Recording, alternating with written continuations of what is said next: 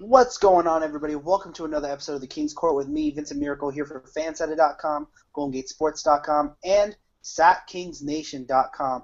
Joining me, as always, is co-host Ryan Hernandez. Ryan, how are you staying out of the sun today? Oh, that's great. Staying inside, ready to talk Kings basketball. What's better All right, than well, then let's get this. Exactly, what is better than that? Let's get this show going here. This show is not a segment really type of show, but this is more of an informational show. And if you haven't joined us before, let me explain what we are here. The King's Court is basically a show for Ryan and I to give you Kings fans another outlet for Kings news, and that's basically what the Kings Court is. We go from various websites, fansided.com, GoldenGateSports.com, and SatKingsNations.com. So be sure to get all your Kings news from those multiple websites. And on Monday's show, we had a great visitor. We had James Ham joining from CowbellKingdom, and well, he joined and he gave so much information. I mean, the interview went on forever. If you joined us live, I mean, thank you for joining, and if you stayed until the end, thank you for staying, because it was a 40-minute long interview, but a lot came out of it. And I don't know if you just saw it, Ryan, but an interview with James Ham and Jonathan Santiago also did an interview with Jason Thompson just recently. And so basically the takeaways that you got from their interview with JT and the interview that we had with James Ham, I mean, give us like your three big points that you took away from basically both of those interviews that we've seen and done. Okay. The the interview that we had with James Ham was awesome. I really enjoyed listening to his ideas of what's going on with the team and where the team stands. Like where he said that the GM, he was saying that he did pretty good because he made it known that he was going to go out there and make trades, even though that the team didn't get the 20. They only had 28 wins, but they still were out there and they were hungry to get better players. And that's what I liked about what he said about the GM. I was really happy about what he said about the GM and how Pete D'Alessandro did this season. And with his interview with Jason Thompson, with James Ham, Jason Thompson seemed very frustrated with this situation because he works so hard, or at least he feels like he works so hard, and he doesn't, get the recognition for it because there's so many moving pieces in the Kings lineups. For the last 5 years, there's been a lot of movement in the Kings lineup. So yeah, he's very frustrated with the situation, and I think the best move for the Kings is to, trade him because it would be the best situation for Jason Thompson. So what do you think on the interview? I mean, with the interview with us, the biggest takeaway I took away from that was, basically his breakdown of Ben McLemore and also his breakdown of what he sees happening with Rudy Gay and Isaiah Thomas. I mean, he was very straightforward, saying, the Kings are focusing on Rudy Gay and Isaiah Thomas. They want to sign both, but their main goal is basically Rudy Gay. And that's what I took away out of the interview with him joining the show, was Rudy Gay is Pete D'Alessandro's and the Kings' first priority. And, I've wrote about it, I've said it multiple times, that should be their first priority. You don't take on someone who can opt out or opt into $19.3 million and not expect him to be the first priority and the main focus of why you want him on your team. That's number one. And then number two, about breaking down basically both rookies, mainly the focus that I wanted to focus on was Ben McLemore. And, he basically said that he's working on his game. He's going to be trying to work on it. He's trying to go graduate, but the main thing he needs to work on is still dribbling. He was very bad at dribbling. I've said I thought he got better. He said that he still needs a lot of work, which is true, he does. And then finishing around the rim, we both stated that was one of the biggest flaws from both of the rookies, was finishing around the rim. So I love his takes on that. On the Jason Thompson interview, if you guys haven't seen that, go to Cowbell Kingdom and they'll have it on there. I mean, I'm not promoting CowbellKingdom.com, but the fact that it's on there, to look on YouTube for it, it's an awesome interview. You know, Jason Thompson was very straightforward, and he, you know, basically broke down how he felt about being on this Kings roster. I mean, he straight up said that this was his worst season that he's ever wanted to be on. Like, he did not have fun this entire season. He even brought up the fact that that first game against Denver, he made that winning tip-in bucket, basically, and he still felt like, yeah, he was hyped in the moment and very excited that they won the game. But, I mean, he only took, like, 3 shots that game, and he brought that up. You know, he brings up the fact that before, when he used to be in trade talks, he used to ask himself why, and you know, why would they do this, and be a little frustrated. He says now, when he was put into trade talks, you know, basically his thought was, is the grass greener on the other side? And those were some big takeaways I took away from those interviews. And, you know, I mean, Ryan, from those interviews, do you think Jason Thompson could be moved this offseason, or do you think the Kings still try to hold on to him with even everything that he says?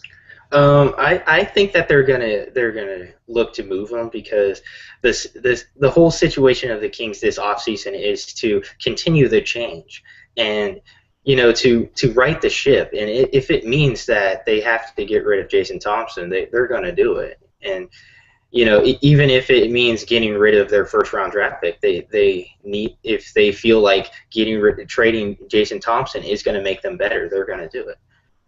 Yeah, I completely agree. I don't know if it's going to be, you know, this off season. Maybe he's a trade piece to move up in the draft. Maybe they're going to add him to a trade piece to possibly move down and get some, you know, veteran leadership on the team. Because, you know, the Kings need still a lot of work, although they still have a nice couple of pieces if they can retain Rudy Gay and Isaiah Thomas. But you never know. I mean, this Kings offseason is one of the most interesting offseasons in a very, very long time for the team. I mean, last offseason was mainly due to, are they going to leave? Are they going to stay? I mean, what's working out right there? And then you got the news of FX taking over the team, and that was awesome, right? That was great for the organization and the fans. This offseason is very interesting on the team and what's the product going to look like next season, and it's going to be very, very interesting to see what happens this offseason and all the moves that are going to be making, because I expect them to be in a lot of trade talks, big in free agency, and I'm very interested to see what they're going to do in this coming draft. So, all right, guys, we're going to move on to the next thing. And the next topic of this show is going to be city council meetings on Tuesday, the same day as the draft. And, you know, they're going to be voting on quite a few things. I believe they're voting on the budget that they're going to be having for it, a lot of the plans that are going through. And then the Kings also made a partnership with the Green Corporate Alliance, or the Green Sport Alliance, which is really, really cool. So, Ryan, you know, as someone who's going to be, you know, I believe you live in Sacramento, you're a big Kings fan, and isn't it kind of exciting to hear that in just a few days we can be seeing this arena finally come to build? I mean, like I just said, the offseason last season, the Kings were almost gone. I mean, as a Kings fan on this show, how do you feel about the city council meeting basically defining when they can start basically putting the shovels in the ground and start building this new arena that King fans are so excited about? You know, it's really exciting. You know, we get to finally build. You know, the Kings get to finally have that castle, as I like to call it, that they can, you know, play, and it would be the centerpiece of downtown and revitalize downtown, and there's so many things going to happen because of this arena, and Sacramento is going to be a much better place because of it. And for Kings fans, it is the best thing that's going to happen this offseason is this arena deal. And, you know, I mean, you know, deciding on this arena deal. So I think it's going to be really, really exciting to finally hear the words that this is final, and we're going to be putting those shovels in the ground at this date in time and do it. You know, it's crazy. Yeah. Yeah, so I'm really excited as well. I mean, as a person who lives in Sacramento, gets to, you know, I talk to people around Sacramento, and I talk to them always about this new arena deal. And of course, you get some of the naysayers who say, "Oh, it's coming out of the tax money" and stuff like that. You know what? It's true. But this also gives more job opportunity, more things like that. And you know what? The Kings have needed a new arena, and having it in downtown, I just think revitalizes that area because it's been kind of dull, kind of quiet. But, I mean, there's so much stuff downtown. I think it's going to revitalize that, like I said, that entire area. I think the arena is going to look crazy. I think the vision that Vivek and the entire crew of people that he has working behind him in this, idea of what the arena is going to look like is going to be crazy. I think it's going to be fun. I'm very excited to see what's going to happen and cannot wait to, hear what happens at the city council meeting. And I feel so unfortunate that I'm not going to be there. But the reason why is the reason what I'm going to bring up on this next topic right here as we move on, and that is the lottery. That comes up on Tuesday as well. So this could be a big day for Sacramento because, let's say the Kings get a top 3 pick and they can start shoveling that next week. How crazy would that be? But the reason why I bring up the lottery is usually our shows are Mondays and Fridays with me and Ryan. But next week we are going to have a show Monday. We're going to give basically our analysis on the NBA Combine and what we've seen thus far, and again, review a few prospects that are going to be on the way. Can't wait to do that show on Monday. And then on Tuesday, the day of the draft, or day of the lottery, we are going to be doing also a live show that Tuesday. So be sure to tune in. It's going to be a lottery show. We're going to give basically our thoughts on the picks. Again, our projections. We're going to go over mock drafts. It's going to be a very, very fun show. We're going to be, basically, if you can't see the show, or if you can't see the lottery, we're basically going to tell you what the pick is going to be, and again, give our thoughts on who the Kings should draft. What prospects should they look at? Who do you think will be coming for workouts here in Sacramento? And if we think maybe they should trade up, trade down. So it's going to be a very fun show on Monday and Tuesday, so be sure to tune into those. And then possibly next Friday, we'll probably do a Would You Do This segment. So next week is going to be a very fun week, a very busy week. And then after that, it's going to be a lot of why the Kings should draft this player, why the Kings should look at this player, going over the reviews and videos that we'll see of the Kings working out these certain players. It's going to be this is like one of the best times to be a Kings fan right now. The interesting people who will be coming in and out of the arena and the information that we'll be getting. So I'm very excited about that. But as we move forward, as this is the last part of the show here, this is going to be a nice little quick show. We ask you, the viewers, to always submit in your questions. And to get your input and your questions in on the show, you can tweet us your questions at SKN Articles, or you can tweet me or Ryan a question. Ryan, your Twitter handle is? King Nandez, Ryan. At King Nandez Ryan. Myself, I'm at VM Center. So, of course, if you can tweet in those questions as well, you can email your questions in to sknarticles@gmail.com. Or, of course, as always, you see me and Ryan on the Kings app. We are on there very actively, or as much as possibly as we can.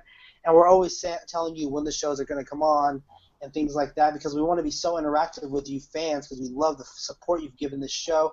And if every time you say we're taking questions, leave your comment there. We'd love to give you a shout out on the show and make you a part of the show. So be sure to check all those out and tweet us, email us, or Kings app us. So let's get into these fan questions, Ryan. Excuse me. Nick asks, what in your opinion is the biggest need in the draft, and which player would you take? So thank you, Nick, for your question. And Ryan, so what do you think the biggest need for the Kings is in this draft, and which player would you draft if you were the Kings? Well, that's a very good question. Very good question. The biggest need I think that the Kings need is defense. They need some defense, and they need a guy that can spot shoot when he's open. So the pick that I would pick is Noah Vonleh. That's if he's available at the time. His draft stock has been going up because of his numbers and his length and whatnot. So I would draft Noah if he is available because he displays both offense and defense. All right, so for me, the biggest need, is everything. But if I had to point out one thing, it is the defense. The Kings need perimeter defense. They need post. They need around the rim defense. So any place where they can get defense, whether it's on the wing, whether it's anywhere on the perimeter, whether it's in the post, they need a defensive type of player. my personal picks, because you took Noah Vonleh, although I really like him, I would take Marcus Smart if he's available when the Kings pick. He's one of my favorite draft picks out of this draft, one of my favorite draft prospects out of this draft.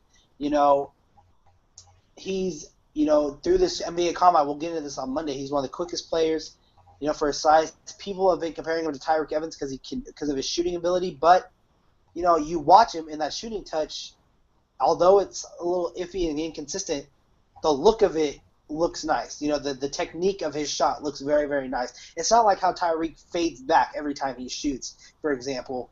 And, Marcus Smart goes straight up. He has nice elevation on his shot. He doesn't lean back. It's just a matter of making it. So maybe that's something he can work on, and that's basically what I would pick if I had the Kings decision, if he's also available. The second part of his question is, who should we target in the offseason? This is also from Nick, so thank you, Nick, for the question. Who I would draft or look on the off season, I would try to get a guy like Tony Douglas, a great defender on the wing, on the perimeter, because the Kings give up a lot of threes. So if they can get any of those defensive guys like Tony Douglas or like a guy like Corey Brewer that is known to stay in front of his man, get into his man on the defense, making it really difficult for that ball handler. That would be really, really good for the Kings this offseason. Yeah, one of the main people I'll be focusing on is, a Thabo Cephalosha, unrestricted free agency. Lance Stevenson is someone I would hope they would, unrestricted free agent, try and go after. All these names, yes, they are very close with the franchise that they're with, but money speaks, and if you can offer them something, you never know what can happen. I mean, I'm not going to say they're going to get these type of players like a Lance Stevenson or a Thabo or anything like that, or a Marcin Gortat even.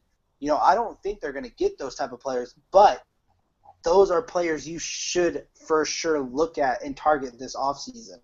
So, Nick, thank you for the questions. I appreciate you watching the show, and keep them coming. So, next one comes from, I love the name, Mellow Yellow.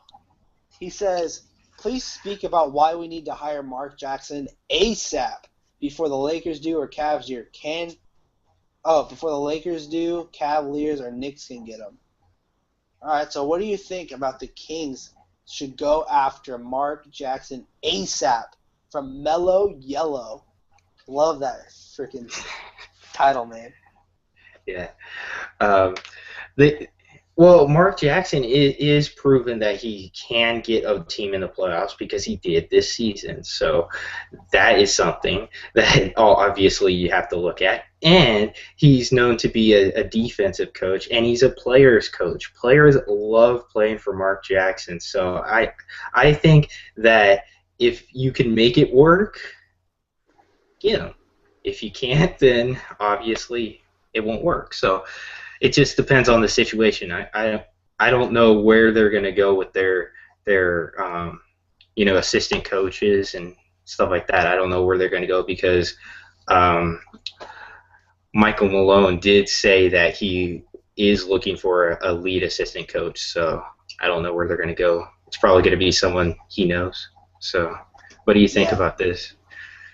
For me, I like Mark Jackson. I think what he did with Golden State is phenomenal. I mean, each year getting better, each year improving their wins, getting them to the playoffs. I mean, Mark Jackson is a great coach. But let us not forget, he and Michael Malone, used to get into spats. They used to go. You remember reading an article about how they would go weeks without talking because of the philosophy that Michael Malone brought. And let's also remember, Mark Jackson brought on Michael Malone, and yet they would still get into spats where they wouldn't talk. Same thing happened this year. Mark Jackson brought in Brian Scalabrine, and conflict happened where Brian Scalabrine had to get moved around. He could not be an assistant anymore. So, I mean, will it work? I mean, should the Kings go after him? Of course the Kings should go after him. But does Michael Malone want him? Could Michael Malone make it work? I mean, if they would go through problems at times, maybe it's just not a good fit. One person I would say you go after is Mike Brown. I'm on that. I mean, Mike Brown, he knows offense. players like to play for him as well. I mean, what happened in Lakerland and what happened in the Cavs, I mean, I don't know. But as an assistant, as someone who can come in, who Michael Malone worked under, they know each other very well. They might have that same philosophy on offense. I wouldn't be surprised if Mike Brown is an assistant coach for Michael Malone, next season. I mean, that's just me. So thank you, Mellow Yellow, for your question. And our last question comes from Let's Go Sack. For reals, let's go Sack. Who is a possible second-round draft pick you would like the Kings if they are to trade into the second round? That is a tough question, a very tough question. I don't know if they would trade into the second round, but who knows, because the Kings do tend to draft very, very good second-rounders. But if anyone, I would say I would go with C.J. Fair. He has a nice-looking stroke on his shot, and he's been compared to Jarrell Wright.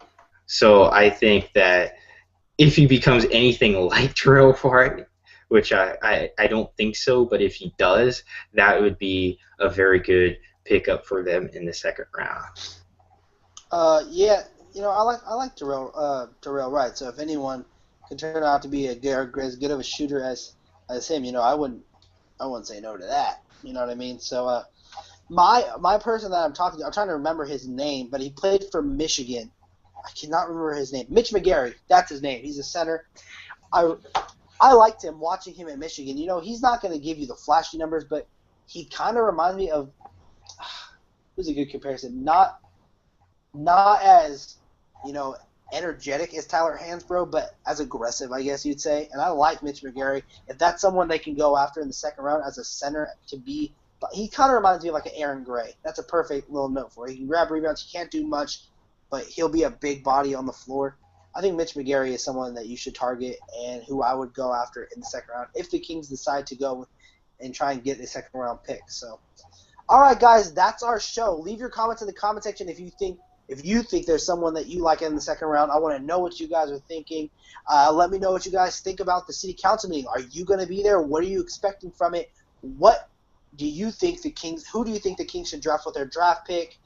What lottery do you think they're going to be on Tuesday? Let us know. Hit that like button. If you're not a subscriber yet, go ahead and go subscribe. Ryan, let everyone know where they can find you online. They can find me on Twitter at King Nandez Ryan, and they can find me on the Kings app at King Nandez. And don't forget to check out the website at SacKingsNation.com. For sure. Really good articles. For sure. Go ahead. Check out SacKingsNation.com. We're posting stuff as daily and as much information as we go as possible. Ryan just put up a new piece of, is Isaiah Thomas an all-star? Go ahead and check that one out. We also have the 3 keys of how the Kings can make the playoffs next season. So go ahead and check out both those pieces. Both Ryan and I have posted those. Check out all the other episodes of the Kings Court. Again, subscribe to the show. Get all your Kings news from SacKingsNation.com, GoldenGateSports.com, and Fansided.com. Leave your comments, subscribe, like, and until next time, Kings fans, be sure to join us next week, Monday and Tuesday. Bye-bye.